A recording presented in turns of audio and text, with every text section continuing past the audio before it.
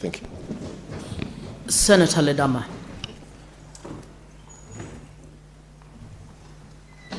Madam Speaker, let me begin by thanking my co-members of the Mediation Committee for the good work and the amount of hours that each one of us dedicated to mediating to a compromised figure.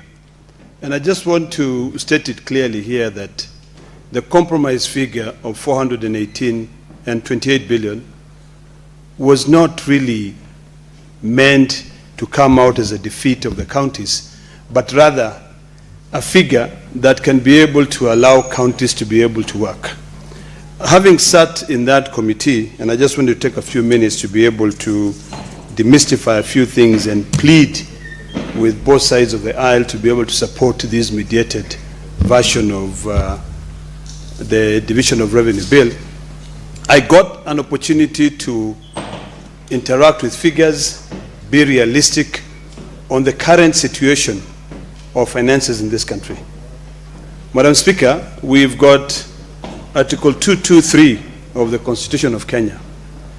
And if you look at the way the national government has been operating, just in the last year, there has been over-reliance on Article 223. And Article 223 is an article in the Constitution that allows supplementary budgets or other expenditures outside the budget. We realize that in the past, this country had a habit of spending money outside the budget. That was one of the issues that we noted that keeps on encouraging supplementary over supplementary. This is one of the reasons why I was convinced that the money that we negotiated to go to counties is money that will at least reach counties. The 428 billion, that is money that the Constitution protects, and that money will be able to go to the counties. The money that is appropriated by the national government, most of that money end up just being good on paper. Because if that money was there, there would be no point of having a supplementary budget. So, Madam Speaker, the position that we took yesterday was a position that defends the interest of counties to guarantee at least the 428 billion. Madam Speaker, the reality in this country today is that Kenya owes about $80 billion to foreign debts, foreign and domestic debt. In fact, as of Monday next week, 85 billion shillings will be due to be paid.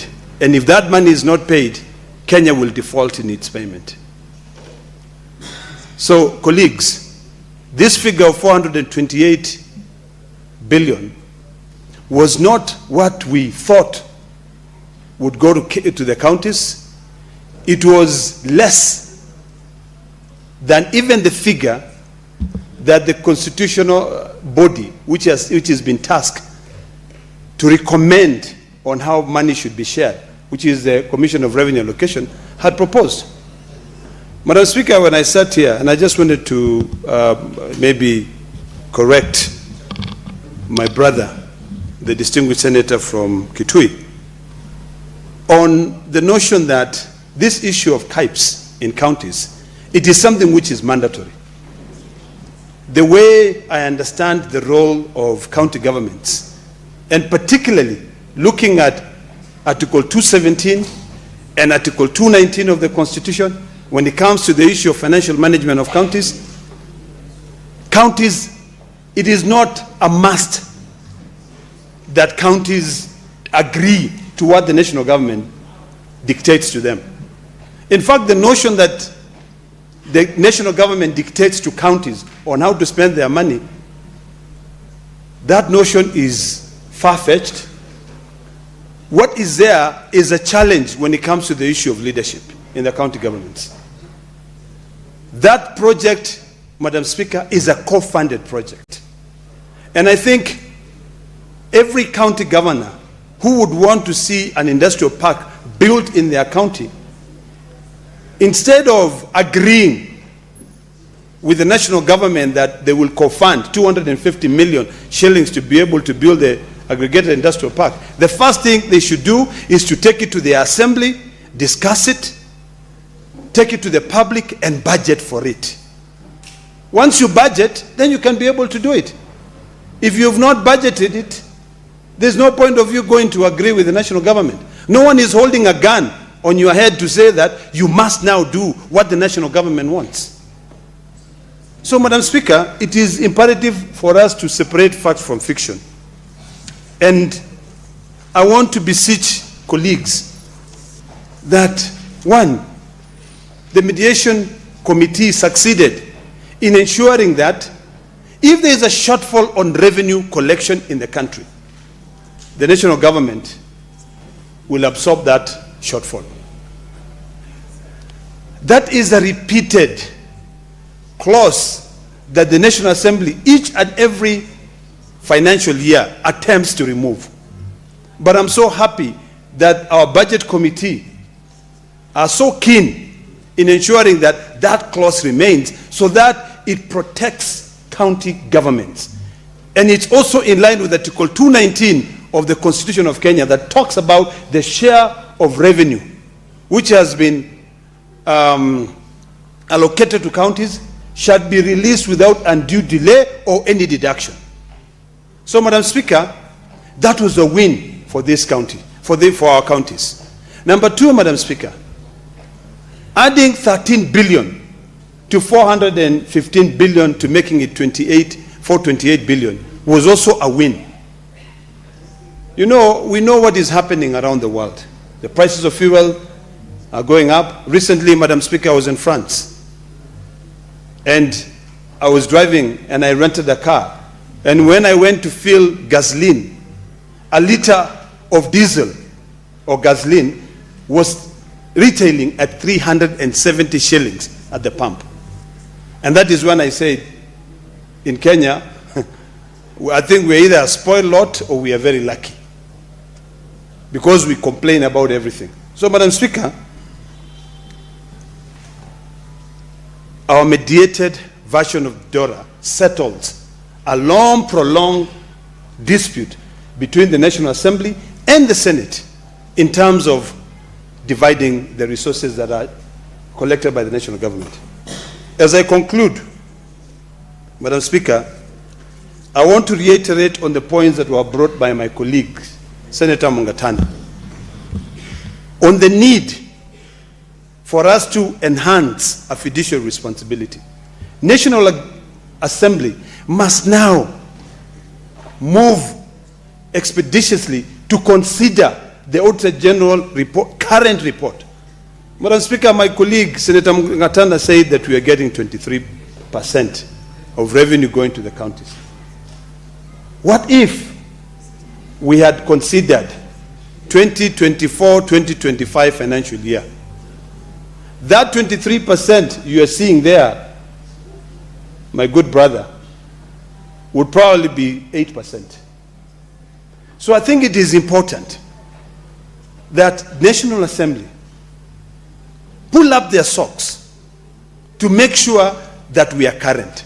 While we are at the mediation committee, my good brother Senator Eddie Okech raised a very valid question and asked this question: what if a Kenyan, and you know the way Kenyans, we are just ordinary litigants. You know, I think the judiciary makes a lot of money from files, cases which are being filed on a daily basis. What if someone goes there and says that money should not be sent to counties or should not be divided between county and national government because the figures which are being used to determine are figures from 2-3 years ago? I think it's about time that we put discipline in our institution. Both Parliament and the executive must be in the front line to inculcate discipline, financial discipline, accountability, so that we can be able to teach future generations that when we were here, we made sure that we solve problems that have taken us so many years to solve. I'm happy that this Senate, the Committee on Public Accounts, and also the Committee on Public Investments are ahead of their game. And that is not because of our own doing, but because someone out there went out and questioned the work that we are doing. Finally, Madam Speaker, to the county governors, we took a lot of time to mediate, to negotiate. My sister Tabitha had alluded to the fact that we're being treated to a musical chairs of getting $1 billion here, $1 billion here, but we stood firm for you. I want to plead with you to ensure a fiduciary responsibility. The money that we are sending to the counties, that money must reach the poorest of the poor. It is sad when we sit here and burn midnight oil to make sure that we fight for you to get that money. But when we call you to come and account, it becomes long stories. And when you have the money, you don't do what is supposed to be done. This Senate has done its job. A lot of people, Madam Speaker, do not understand the work of senators. They think the work of senators is to run around fundraisings, villages on a daily basis. Our work is to be able to put discipline in institutions.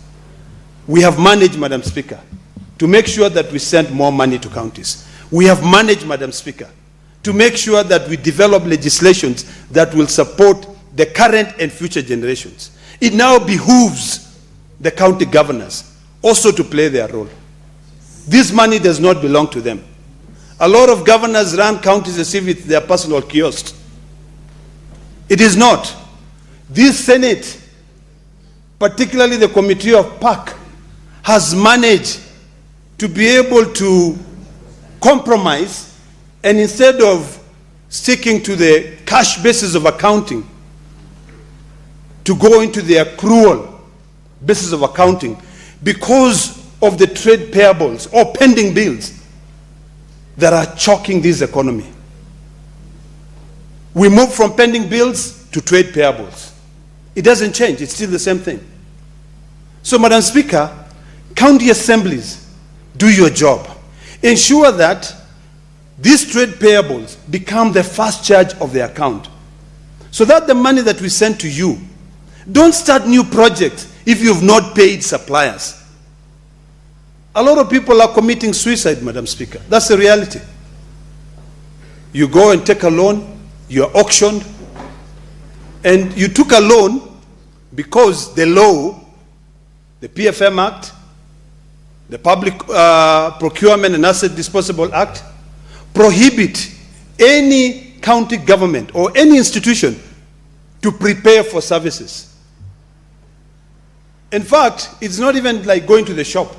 And maybe we might want to consider a situation where I deliver a bottle of milk, you pay me. I deliver a bottle of water, you pay me. But this business where we have legislation that will allow you to, you have to tender. Once you tender, you supply everything, and then now you start billing. When you are billing, and these senators send money to the counties to pay you, they start telling you stories of, oh, the money is in IB. Oh, the problem is the control of budget. You know? The same discipline that the Ministry of Transport has been able to instill in its system, whereby there are no current pending bills of all road contractors, is the same thing that we need to borrow to send to our counties.